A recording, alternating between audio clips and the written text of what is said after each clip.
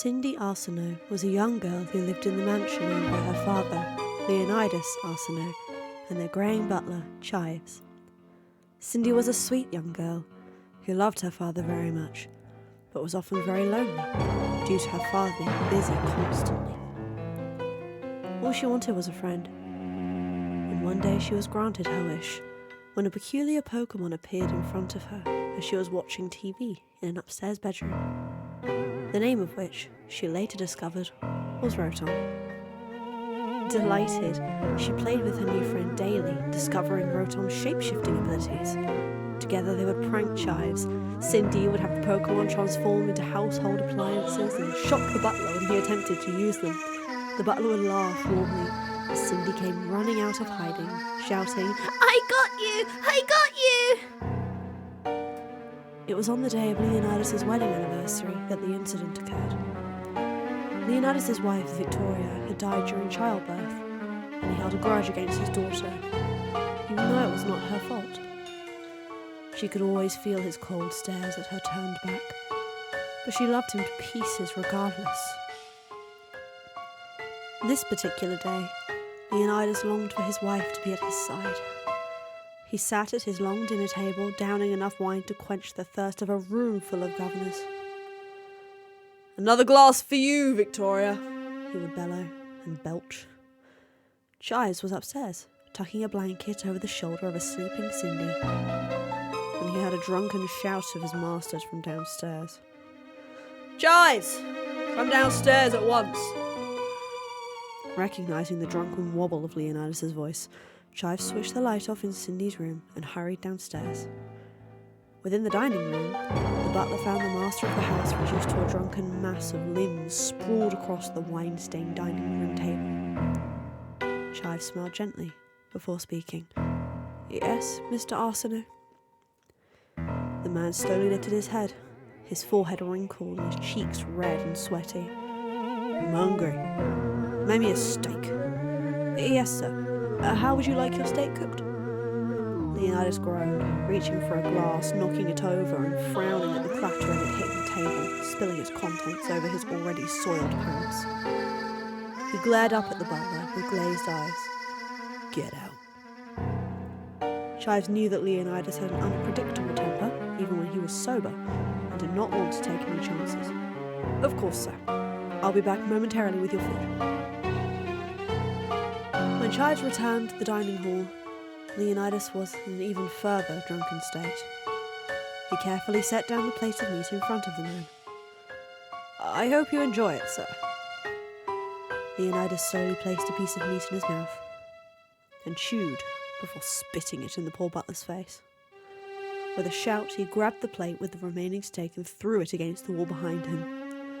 The noise of shattering porcelain travelled upstairs and awoke Cindy. She stumbled downstairs, bleary-eyed, to find her father shouting at Chives. "My steak was supposed to be well done, you idiot!" he spat.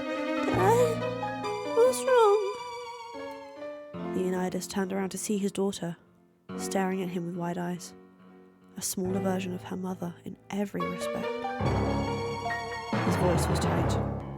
"Go to your room, sweetheart. Just talking to Chives." She narrowed her eyes, looking at the state of the dining room, the spilled booze, the smashed plate, the steak juices running down the wall.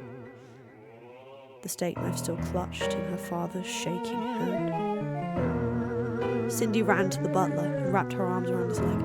"No, I'm not going to leave!" Leonidas looked at her and up to Chives. "Go to your room, Cindy." "No!" His eyes darkened and his voice became louder. He advanced towards her and grabbed her by the wrist. "Go to your room, now." "You're hurting me!" she cried.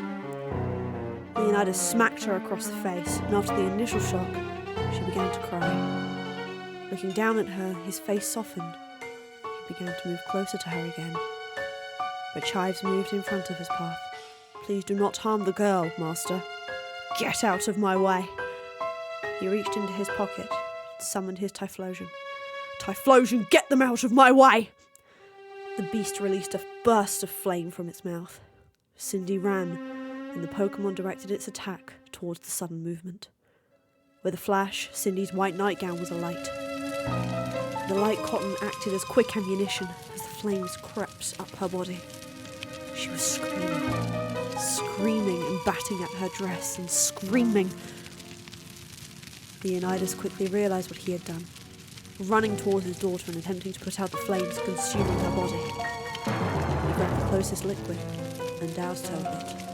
The fire blazed brighter, and Cindy screamed louder. "What on earth do you think you're doing?" Chives yelled, shoving the shocked Leonidas to the side. Tearing and ripping at the burning nightgown, Chives soon found it was too late. Cindy's screaming ceased, and her body fell limp in the butler's arms. "Is she okay?" Leonidas said. "Cindy." The little girl's arms were burned black, her legs a raw, aching red. Her mouth was still open wide in the picture of agony. "Cindy?" 24 hours later, the door of Arsenault's Chateau was broken down by a group of authorities. The smell of wine, blood and burnt flesh hit their noses. They'd been tipped off by a man who could barely speak through his sobbing. 2 people dead in the mansion in the woods near Eterna. Inside of the house, they could hear the soft humming of a Pokemon. Crying? Following the noise, they walked into the dining hall. A wine-soaked table, a chandelier, an orange Pokemon hovering over a spot on the floor, humming quietly as it stared down at something. On the floor lay a girl, burnt black and red from her legs to her neck, almost in the shape of a dress. Her eyes were closed, as was her mouth. There were tears streaked down her face. 3 feet away from her lay an elderly man, a steak knife lodged in his throat. He was dressed in a typical butler's attire. To this day, no one has inhabited the old chateau, except for Pokemon. Rumours say that Cindy and Chives still lurk through the rooms of the chateau, lost, looking for a way out. It is said that Rotom still plays with Cindy by turning into the television to prank Chives. I got you! I got you!